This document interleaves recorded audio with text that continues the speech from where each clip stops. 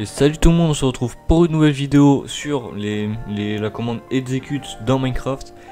Donc c'est un tuto pour vous apprendre à l'utiliser cette commande. Du coup on va pas perdre plus de temps que ça, en espérant que vous abonnez et tout, vous partagez la vidéo si ça peut aider quelques personnes. Évidemment dans ce tuto là, n'hésitez pas à envoyer des commentaires pour savoir des questions. Si vous avez besoin d'aide, moi je répondrai forcément à vos commentaires. Du coup on commence directement la vidéo, on perd pas plus de temps et allez, c'est parti. Bon, déjà la commande exécute, c'est quoi? C'est une commande qui permet de, si une condition est remplie, alors ça fait quelque chose dans le monde. Ça exécute une commande. Du coup, pour vous montrer comment on l'utilise, on va commencer déjà avec la commande execute if. Donc if, ça veut dire si il y a quelque chose, alors par exemple, si un bloc a ses coordonnées précises, un bloc d'herbe, alors ça va exécuter la commande. Alors pour faire ça, on va du coup utiliser une touche rapide. Donc là vous regardez ce bloc là, vous allez faire F3I comme ça. Donc si ça fonctionne, il y aura marqué les données du bloc ont été copiées et tout. Donc maintenant on fait ça, on met bloc pour préciser que c'est un bloc qu'on veut. Après on fait CTRL V. Après évidemment il y a juste ça là, c'est le truc 7 blocs à enlever. Donc ça on l'enlève juste comme ça. Et normalement si tout fonctionne, là le texte il va plus être en rouge, il va être comme ça en jaune. Ensuite on va là-bas et on dit run pour dire tu vas lancer une commande. Donc moi je vais mettre la commande say test pour montrer que ça fonctionne. Voilà, donc ce bloc là on l'enlève, il se passe rien. Et si on le remet, alors il y a marqué test dans le chat comme vous voyez ici. Ça veut dire que la commande a bien détecté ce bloc là et du coup ça exécute ma commande. Maintenant on peut passer à d'autres types, genre par exemple la commande as, qui veut dire que ça exécute que si il y a un joueur avec un truc précis et tout. Donc moi je vais pas mettre un tigre, je vais plutôt mettre @a en mettant distance 0.5.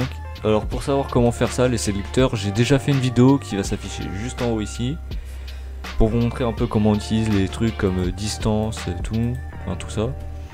Maintenant on continue, on met run say test pour vous montrer.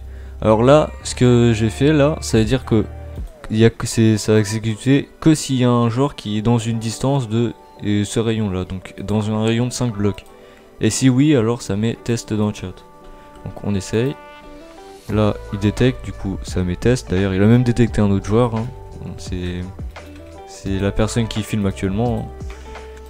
Donc si on s'éloigne, alors là il y aura, moi je serai plus détecté, mais l'autre joueur qui est sur le monde, lui, le sera. C'est tout. Mais là, normalement, ouais, il est toujours dans la zone.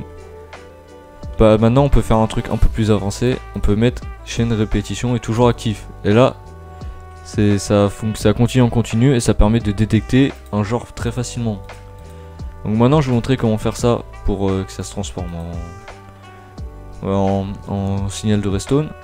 On va poser un bloc de redstone ici. On va faire en sorte que dès que un joueur s'approche de ce commande bloc là, alors ça pose un bloc de redstone ici. Donc voici comment on va faire. Alors évidemment je suis trompé. On va refaire comme tout à l'heure, donc F3I sur ce bloc. Maintenant on va être dans ce commande bloc là. On va enlever l'ancienne commande, on va mettre la nouvelle. Alors pour que la commande fonctionne, il faut juste enlever le slash au tout début, comme ça. Et là vous verrez que ça va fonctionner que s'il y a un joueur dans la zone. Donc normalement s'il y a personne là, donc là il y a un joueur qui a été détecté, donc je pense que c'est toujours mon associé, je sais pas ce qu'il fait là, je le vois pas. S'il m'entend il va se décaler normalement. Voilà, donc là il s'est décalé, du coup là le bloc de redstone il apparaît plus. Mais si on s'approche, hop là le bloc de redstone il apparaît comme prévu puisque je suis dans la zone. Maintenant je vais vous montrer pour détecter ça plus facilement. On va mettre chaîne est toujours actif. Non, je me suis trompé, c'est répétition. Donc là, il y a un joueur de détecté, je pense que ça doit être moi. Voilà. Donc là, maintenant, si je m'approche du command bloc, il y aura automatiquement un bloc de redstone qui apparaîtra. Donc, évidemment, je peux pas le casser puisque c'est en répétition. Voilà, là, je peux le casser. Donc, je vous remets juste la commande pour que vous puissiez l'utiliser. Donc, c'est execute @a. Non, execute as distance 0,05. Bon évidemment vous pouvez changer le rayon en modifiant ce petit nombre là.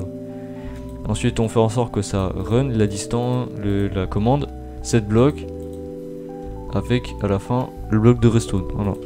Je vous ai mis la commande. Je vous la mettrai en description aussi. Toutes les commandes, je vous les mettrai. Donc, maintenant, on va passer à execute unless. Donc là, c'est différent. Parce que c'est que si un joueur, ça va faire l'inverse de la commande. En gros, si par exemple, il y a un bloc ici précisément, alors la commande ne s'exécutera pas. Mais s'il n'y a aucun bloc, alors ça s'exécutera en fait. C'est l'inverse des autres. Donc pour vous montrer, on va faire entity. On va refaire comme tout à l'heure, @a, distance 0,05, voilà. Run, et on va remettre la commande de tout à l'heure. Donc je vais faire un copier-coller juste en vif. Voilà. Voilà. Donc maintenant, s'il y a un joueur dans la zone, il n'y a aucun bloc de redstone. Mais si par exemple il n'y a aucun joueur, hop là le bloc de redstone il apparaît. En fait c'est l'inverse de cette commande juste à côté. Donc le fait de mettre unless ici, ça va faire l'inverse du truc avec marqué as. Tout simplement. Voilà. Maintenant on va passer au dernier. Donc le dernier ça va permettre d'exécuter une commande sur un joueur directement. Là c'est plus un truc de si alors, là c'est vraiment ça exécute sur un joueur. Donc là par exemple moi j'ai mis moi, donc je vais faire run summon et on va mettre un éclair. Voilà. Maintenant dès que je vais exécuter, évidemment l'éclair on le voit pas donc je vais mettre quelque chose d'autre. Je vais mettre plutôt un villageois.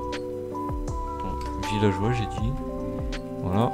Là sur moi il y aura un villageois qui va spawn. Et si je me mets là, il y en a un deuxième qui spawn. Et si je me décale là, il y en a un troisième. Alors si maintenant j'essaie sur mon associé, c'est ce qu'on va faire. Voilà. D'ailleurs il est juste là, il est prêt. Là maintenant si j'exécute, hop là il apparaît directement sur mon associé. Là c'est plus sur moi maintenant. En fait si vous avez compris, c'est une commande qui permet d'exécuter une autre commande sur un joueur. Genre c'est comme si la personne en elle-même elle exécute la commande. Donc là c'est comme si mon associé exécutait la commande summon villager. Voilà. Et évidemment vous pouvez même mettre ça en répétition. Et là il y aura toujours des villageois qui spawnera sur lui. Bon évidemment je vais arrêter ça tout de suite. Oula, oula. Bon. Évidemment, bon, ça c'est optionnel, mais je vais vous montrer comment dégager tout ça. Vous avez juste à faire /kill @e type égale villager. Voilà. Là je les ai tous enlevés.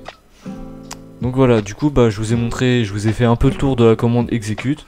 Du coup j'espère que cette vidéo vous aura plu, que vous pouvez, n'hésitez pas à liker, partager, commenter les vidéos. Et mon associé juste à côté de moi qui arrive, qui m'a aidé pour faire cette vidéo d'ailleurs, je vous mettrai le lien de sa chaîne juste au dessus. Du coup moi je vous dis à la prochaine pour une nouvelle vidéo, c'était Julien Tigrou, et allez, à plus.